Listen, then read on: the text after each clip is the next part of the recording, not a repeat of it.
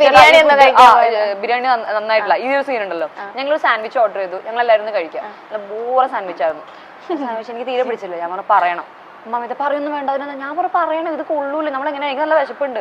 അപ്പം ആ ചേട്ടൻ മമ്മി അവർ വരുമ്പോൾ തന്നെ മമ്മി പറയണ്ട. ചിലപ്പോൾ ഞാൻ പറഞ്ഞു ചേട്ടാ സാൻഡ്വിച്ച് തീരെ കൊള്ളില്ല. ഹിന്ദിക്കാരായിരുന്നു എന്തോ. ഞാൻ പറഞ്ഞു ബയ്യ സാൻഡ്വിച്ച് നെയ്യ്.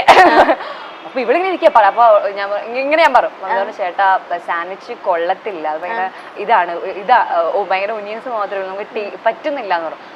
ചേഞ്ച് ചെയ്ത് കൊണ്ടുവരാന്ന് പറഞ്ഞു. അപ്പൊ നേരെ അപ്പൊ എല്ലാരും ചിരിക്കാം, നേരെ നമുക്ക് നോക്കുമ്പോഴേ നേരെ ഉൾട്ടടിക്കാം. അതെ അതെ, ക്യാരക്ടർ വൈസ് മമിതയാണ് അത് ശരിക്കും അങ്ങനെ ചെയ്യണ്ടേ. നമ്മളങ്ങനെ ഉൾട്ടടിച്ച് അങ്ങനെയാണ് നമ്മൾ റിയൽ ലൈഫിലും നേരെ ഉൾട്ട കഥാപാത്രങ്ങൾ.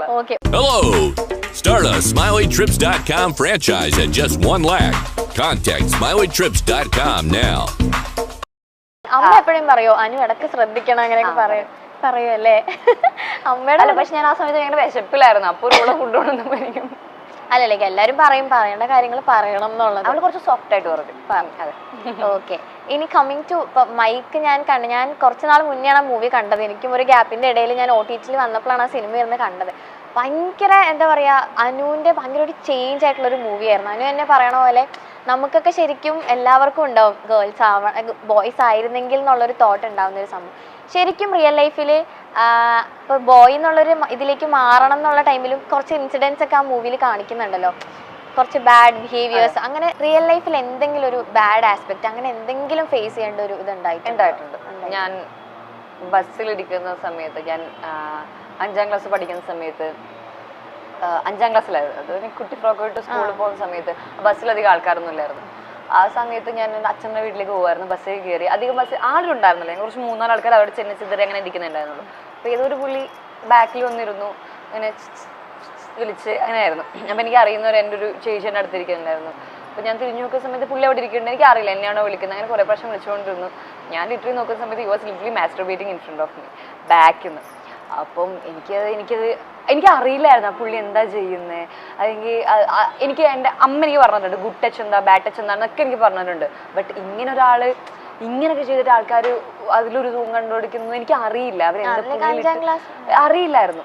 അപ്പം ഞാൻ അത് കണ്ട് ഞാൻ കുറച്ച് സമയം ഇങ്ങനെ നിന്ന്, ഞാനിങ്ങനെ എൻ്റെ അപ്പുറത്തേക്ക് ചേച്ചിയോട് ഞാൻ പറഞ്ഞു ഇങ്ങനെ പറയുന്നുണ്ട്. അപ്പം അതിൻ്റെ ചേച്ചി എഴുന്നേറ്റു. അപ്പം തന്നെ പുള്ളി പോയി. അതെനിക്ക് ഭയങ്കര എനിക്കിപ്പോഴും അല്ലെങ്കിൽ ഭയങ്കര ഒരു ഇതായിരുന്നു. ഞാൻ 5ാം ക്ലാസ്സിലായിരുന്നു. അത് അങ്ങനെ ഒരു കുട്ടിയുടെ അടുത്ത് പോയിട്ട് അപ്പം ആ ഒരു ഫാമിലി ഉണ്ടായിട്ടെങ്കിൽ ആ വീട്ടിലൊരു അവസ്ഥ, അല്ലെങ്കിൽ അവരുടെ ചുറ്റുപാടുള്ള പെൺകുട്ടികളുടെ അവസ്ഥ, അങ്ങനെ എത്ര പെൺകുട്ടികൾ അങ്ങനെ പോയിട്ടാകുമ്പോൾ എനിക്ക് ഭയങ്കര ഡിസ്റ്റർബിങ് ആയിട്ടുള്ളൊരു കാര്യമായിരുന്നു. അത് എനിക്കിപ്പോൾ അത് ആലോചിക്കുമ്പോഴും, ആ വ്യക്തിയുടെ ചുറ്റുമുള്ള ആൾക്കാരെ പറ്റി ആലോചിക്കുമ്പോഴും, ആ വ്യക്തിയെ പോലുള്ള ആൾക്കാരെ പറ്റി ആലോചിക്കുമ്പോഴും എനിക്ക് തോന്നുന്നു കുറേ പെണ്ണുങ്ങൾക്ക് ഇതുപോലെ ഈ ബസ്സിലൊക്കെ തന്നെ ഒരുപാട് എനിക്ക് വരെ ഉണ്ടായിട്ടുണ്ട് ബസ്സിൽ കയറിയിട്ടുള്ള ഓരോ ഇൻസിഡൻസ് ഒക്കെ. ഓക്കെ, ഇപ്പൊ വലുതായി കഴിഞ്ഞിട്ട് അതുപോലെ എന്തെങ്കിലും ഫേസ് ചെയ്യേണ്ടി വന്നിട്ടുണ്ടോ? വലുതായി കഴിഞ്ഞിട്ട് ഇല്ല. വലുതായി കഴിഞ്ഞാൽ ഞാൻ ഇപ്പൊ എനിക്ക് അങ്ങനെ ഉണ്ടായിട്ടില്ല. എനിക്ക് കിട്ടും നല്ല അതുണ്ടായി. എന്താ പറയാ, തിരിച്ചറിയാമല്ലോ, അതായത് എന്താണ് അവർ ചെയ്യുന്നത് മനസ്സിലാക്കാനുള്ള ഒരു ഇതുണ്ട്, പറയാനുള്ള ശേഷിയുണ്ട്. ഓക്കെ, ഇപ്പൊ അനുവിന്റെ റീസെന്റ് ഇപ്പൊ എവിടെ പോയാലും ജസ്റ്റ് ഒന്ന് പുറത്തേക്ക് ഇറങ്ങിയ പോലും എനിക്ക് തോന്നുന്നു അനുവിന്റെ വീഡിയോസ് എല്ലാം സോഷ്യൽ മീഡിയയിൽ വൈറലായിക്കൊണ്ടിരിക്കുകയാണ്.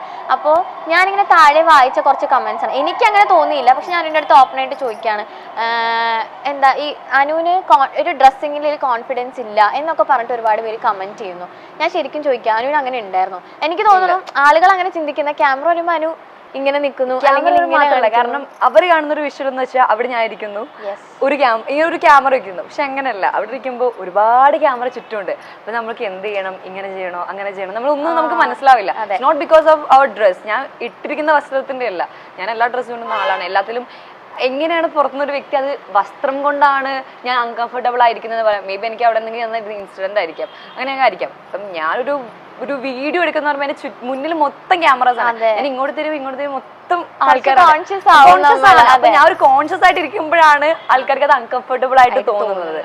അതാണ് അത്. ഞാൻ ഒരിക്കലും ഞാൻ ഇടുന്ന വസ്ത്രം തന്നെയല്ല, ഞാൻ ഈ കംഫർട്ടായ വസ്ത്രം മാത്രമേ ഞാൻ ഇടാറുള്ളൂ. ഞാനിപ്പോ പുറത്തു പോകുമ്പോഴായാലും നമുക്ക് കംഫർട്ടബിൾ അല്ലെങ്കിൽ നമ്മൾ അതിട്ട് പുറത്തെന്തായാലും അതിപ്പം കംഫർട്ടബിൾ അല്ലെങ്കിൽ നമുക്ക് ചിലവർ ഇടേണ്ട സിറ്റുവേഷൻ, ഐ മീൻ അതായത് നമുക്കിപ്പോൾ ചില വസ്ത്രങ്ങള് they look good but comfortable അല്ല. അപ്പം ചില നമ്മളിപ്പോ ഭയങ്കര വലിയ ഹെവി ഡ്രസ്സൊക്കെ നമുക്ക് കംഫർട്ടബിൾ ആവണമെന്നില്ല. അപ്പൊ അങ്ങനെ ഇടാറുന്നുണ്ട്. പക്ഷെ എനിക്ക് ഒരു ഇവന്റ് ഇരിക്കുമ്പോൾ എനിക്കത് കംഫർട്ടായിട്ട് ഇരിക്കണം എന്ന് എനിക്കുണ്ട്. അപ്പൊ അതുകൊണ്ട് ഞാൻ കംഫർട്ടബിൾ ആയ ഡ്രസ്സ് മാത്രമേ ഇടാറുള്ളൂ.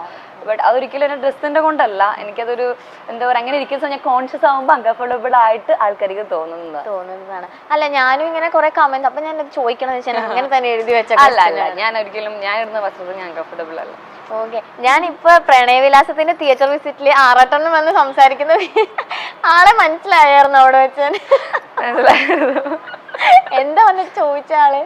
ചോദിച്ചിട്ടും അങ്ങനല്ല, പടം പ്രണയവിലാസം നല്ലതാണ്, പടം കണ്ടു ആള് ഇന്റർവെല്ലിനൊക്കെ വന്ന് പറഞ്ഞു നല്ല പടമാണ്, നല്ല രസമുണ്ട് വന്നേക്കുന്നതാണ്, സെക്കൻഡ് ഹാഫിലാണല്ലേ വരുന്നത്, അങ്ങനെയൊക്കെ വന്ന് സംസാരിച്ചിട്ട് പോകും.